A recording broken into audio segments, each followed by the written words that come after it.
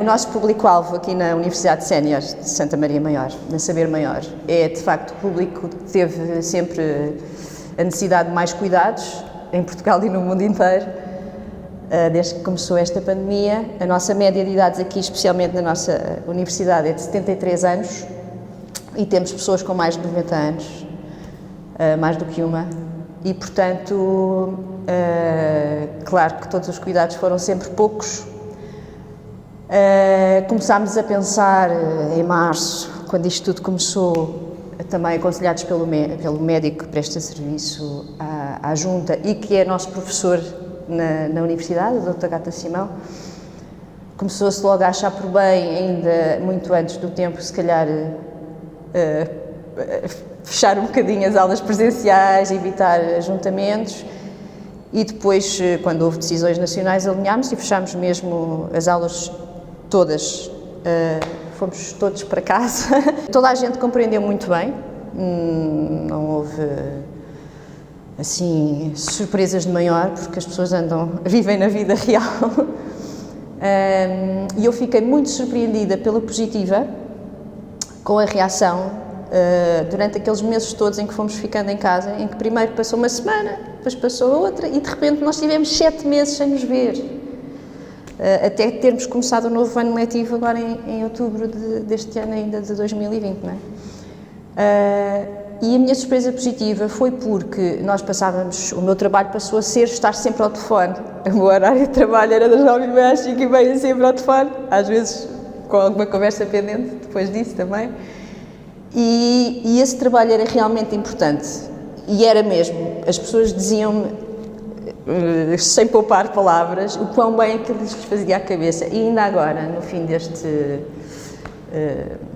agora neste novo recolhimento de outubro, novembro, a RUTIS, que é a Rede Nacional de Universidades Séniores, fez um inquérito que perguntou às pessoas precisamente o que é que, nos momentos de isolamento, sem aulas presenciais, o que é que as universidades lhes poderiam dar que as satisfizesse de alguma forma. E era isto, os telefonemas. Os telefonemas são a coisa mais preciosa.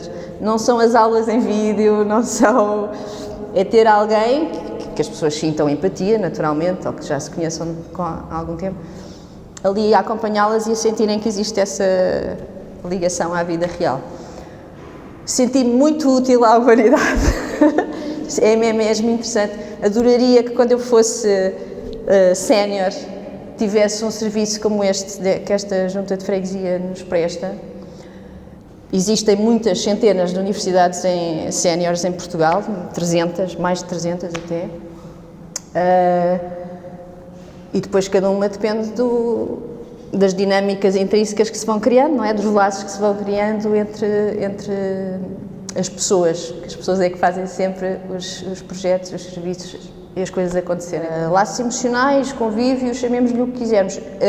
O motivo que leva as pessoas a irem para universidades séniores, seja a nível internacional, seja cá em Portugal, raramente a aprendizagem é a primeira motivação. Geralmente é o convívio. E aqui neste nosso projeto em particular, isso é dito, assumido, visível, é completamente...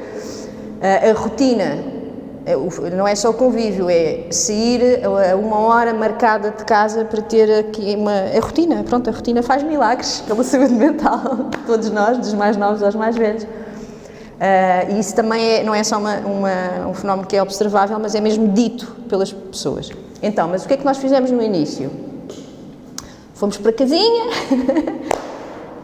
ainda todos muito otimistas, a achar que depois das férias da Páscoa aquilo, enfim, ia restabelecer. Começámos a preparar muito rapidamente aulas em vídeo, ou seja, criei um horário novo, que passámos a ter só aulas através do Facebook e do WhatsApp. Não em tempo real, não em videoconferência, porque o nosso público não lida assim tão bem com isso, mas em vídeos em que as pessoas carregam no play e assistem. Essa passou a ser a única forma deles verem, interagirem com os professores, não é? Escrevendo nas redes sociais. Alguns vão-se telefonando, porque depois cada professor tem a sua dinâmica com a sua turma.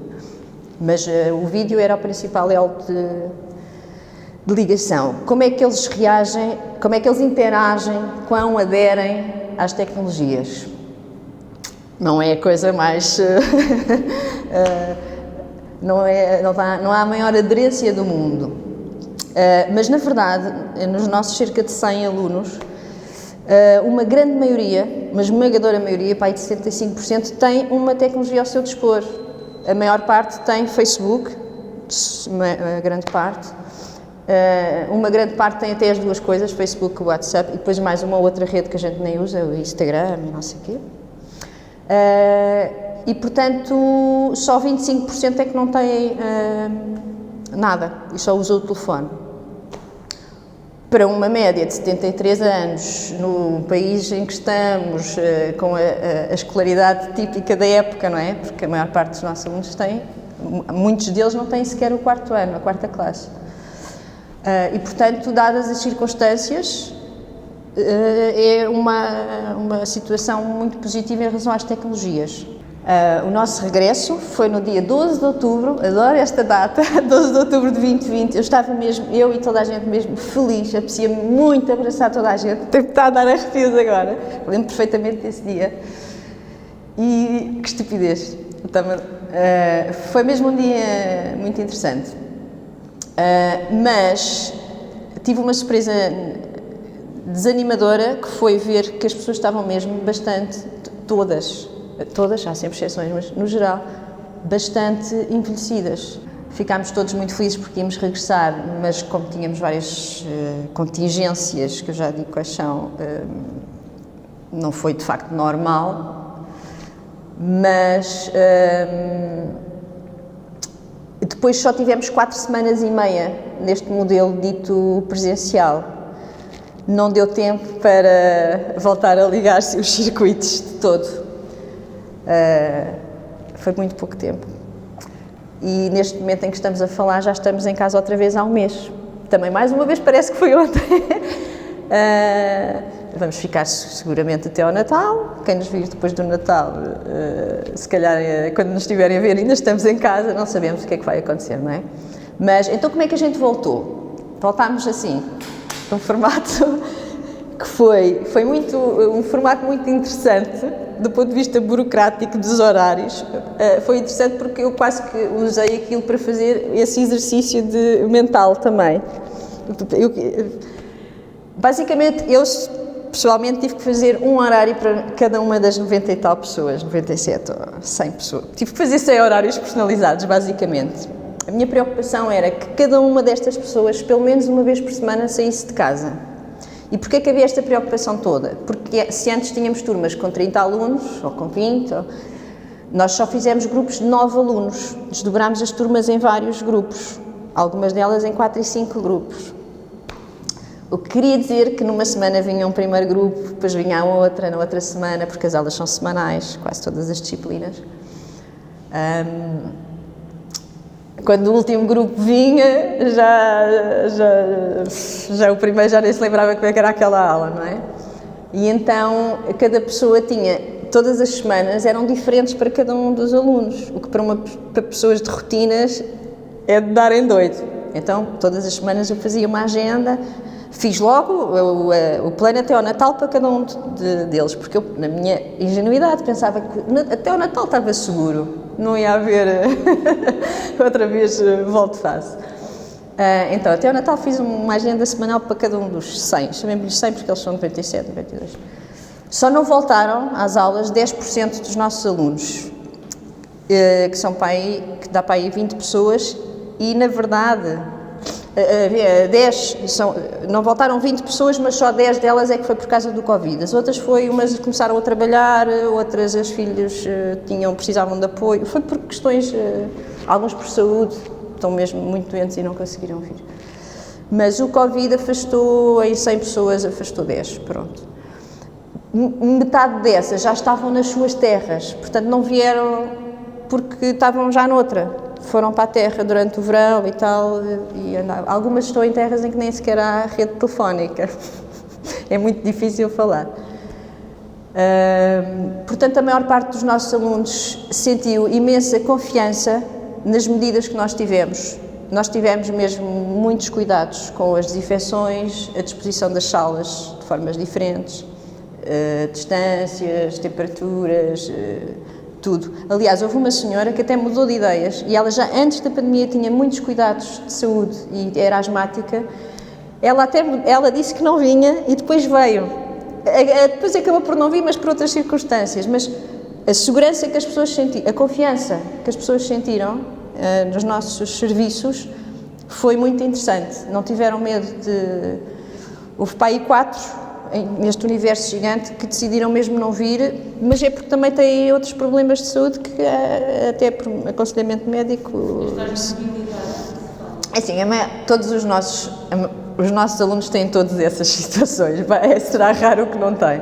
Não houve alterações, houve um reforço com 2 disciplinas novas até, uma delas dadas pelo nosso Presidente da Junta, Miguel Coelho, muito interessante, que eu tive o prazer de assistir a uma delas, porque elas iam sendo repetidas várias vezes a mesma aula para o mesmo grupo. Criámos uma disciplina de Direitos Humanos, muitíssimo interessante, muitíssimo ligado às rotinas do dia-a-dia das pessoas, adoraram. Depois acabou cedo. E tivemos outra também de livros para todos, onde estavam pessoas que nem sequer sabem escrever, pelo menos uma delas, e que conseguem acompanhar e achar uma dinâmica interessante, que foi dada pelo Ricardo Dias, que também é aqui do nosso quadro executivo da Junta de Freguesia e consegue ali atrair a atenção dos nossos séniores. Portanto, houve um reforço que haveria no ano normal. O nosso confinamento não foi total. As aulas ditas teóricas foram todas transformadas em vídeo outra vez.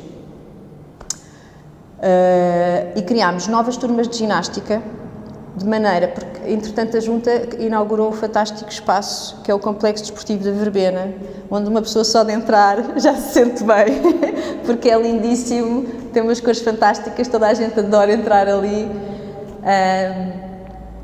e tem um professor super competente a nível humano e técnico, é um espaço fantástico e que caiu que nem uma tábua de salvação neste exato momento em que voltámos a confinar.